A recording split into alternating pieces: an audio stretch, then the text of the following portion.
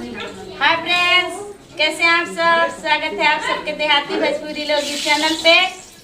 तो आज मैं बहुत बिजी हूँ। देखिए गैस खत्म हो गया है, चूल्हा पर खाना बन रहा है, आप लोग देख सकते हैं। ये आटा देखिए, थोड़ा हेल्प करने के लिए आ जाइए। तो आप सबके बीच में गाना सुना दे रही हूँ।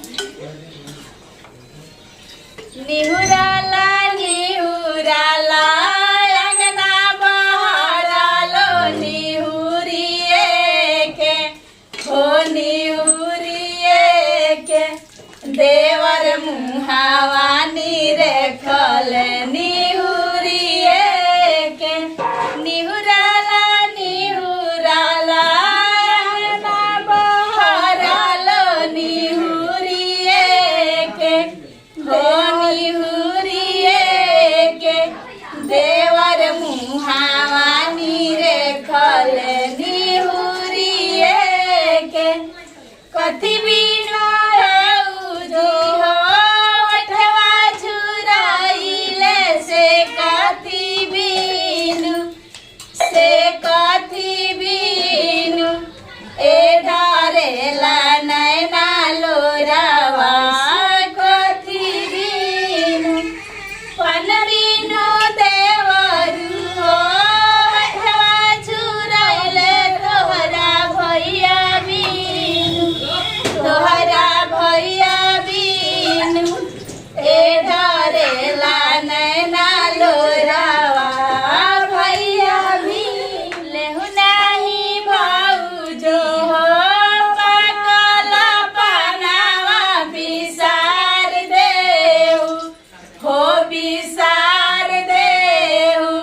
हमरा भैया के सुरतिया बिसार देहु अगिया लगैबो देवर पाकल पनावा से ना बिसरी हो से ना बिसरी तोहरा भैया के सुरतिया ना बिसरी। सासुले नयावा हो सासुले नयावा रेड़ा के पतैया कमरिया में दर्दिया होला हो सासुले नयावा हो सासुले नयावा रेड़ा के पतैया कमरिया में दर्द होला हो बहुअर के करा से हो बहुअर के करा से कोइलू बाला जोरिया कमरिया में दर्द होला हो सासुर और बेटा हो सासुर और बेटा कोइले बाला जोरिया कमरिया में दर्द होला हो गोतिले नयावा हो गोतिले नयावा रेड़ा के पतैया कमरिया में दर्द होला गोतिन के करा से हो गोतिन के करा से कैलू बाला जोरिया कमरिया में दर्द होला हो ननद ले नयावा हो